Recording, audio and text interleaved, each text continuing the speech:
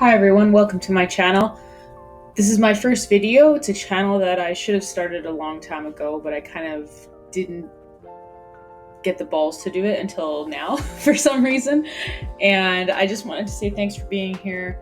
On this channel, I'm gonna discuss daily topics, whatever's in the news, whatever is in the online zeitgeist at the time.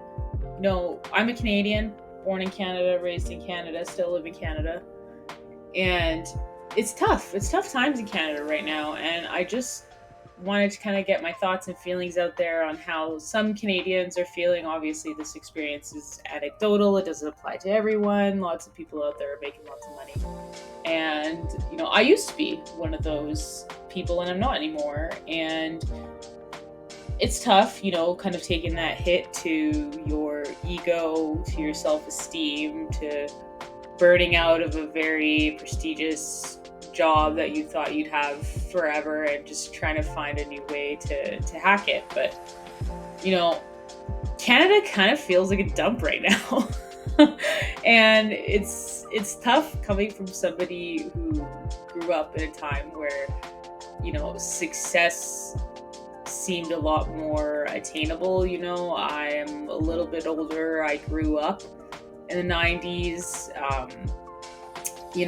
I was born in the 80s, and I don't want to say that, my parents had a lot easier. They had me and my brother and my sister when they were very young. But in a lot of ways, they did. Like, my dad, raised the whole family on a single income. We went for 2 vacations a year, every single year, till I was 20 years old and moved out of my house. And that's just impossible now. I see my sister and her husband have 2 very well-paying jobs, and they have 1 kid who's only 1.5 years old, but they maybe go on 1 vacation a year, and it seems like we just can't. It's like this hamster wheel, this perpetual hamster wheel that we can't jump out of. So let me just talk about a few things that are making us feel stuck, kind of down in the dumps, and see what we can maybe do about it to get out of this, right? So I guess number 1, we got to start with jobs. In Canada is absolutely terrible. I personally know a few people that have been looking for work for months and months and months, and they just can't find anything. Posting at Costco is getting hundreds of applications, and I'm living somewhere in Canada where it's supposed to be the easiest to get a job. I live in Alberta, and not talking about any of the political side of Alberta or anything like that, but I personally know a few people that have come here from Ontario trying to look for work and had to return because there's just nothing. There's nothing here for them. And, Canada's employment rate is 7%, which is an absolutely disastrous unemployment rate.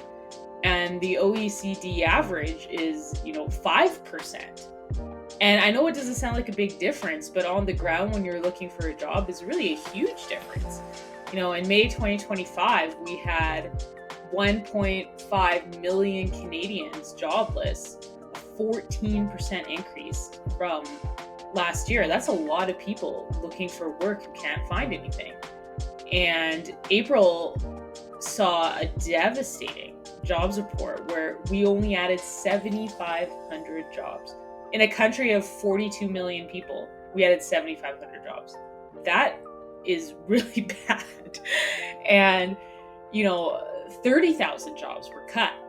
Manufacturing, retail, and a lot of that as a result of, the Nacho Man's tariffs from the South. And, we're not going to go into that here, but it affects us directly. And I don't understand why, a lot of people can't understand that.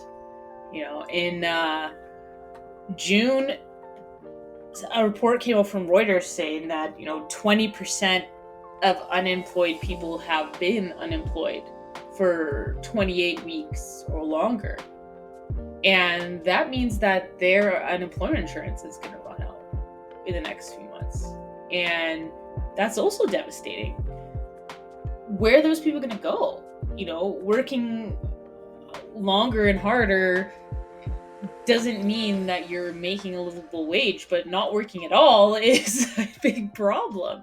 No benefits, no security, no nothing, right? And if we're going to talk about the cost of living crisis, groceries, um, groceries have been absolutely insane in Canada. In 1 year, in 2022, food inflation was 10%. 10% in a year. Imagine spending an extra 10% of your paycheck on food. That's unbelievable. Like, and then the very next year, 2023, it's 8%. How are you supposed to, survive when groceries go up 20% 2 years? I just don't, I don't understand that, especially for, families on a regular income. I think one of the most shocking statistics, if I'm going to be honest with you, is that the food banks in Canada have reported a 32% increase in the people using the food banks. And that, if that's not a recession indicator, I don't know what is. We are in a recession. I just don't know why the media refuses to call this a recession. They absolutely refuse.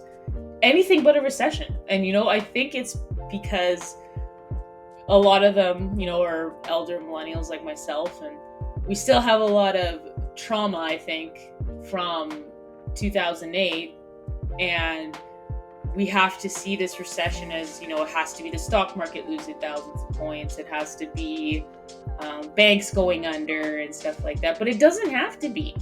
What's a recession indicator? A 32% rise in food bank usage.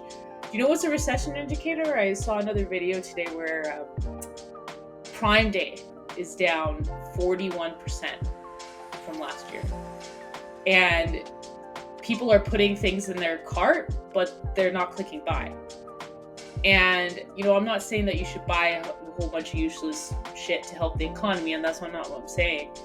But I'm saying that it's a pretty good indicator when people don't have that extra income to click buy, that we might be in big trouble here, guys. We're in the shitter, if you will.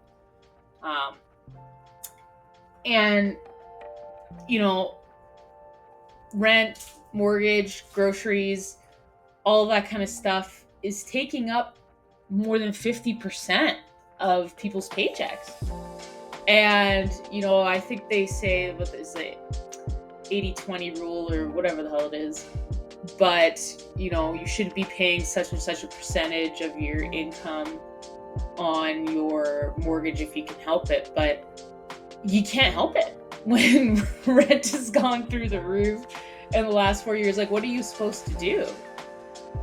Is short of being homeless, like, what are you supposed to do? You have to kind of swallow that increase. And these tariffs aren't helping us at all. They're hurting us, they're hurting the United States.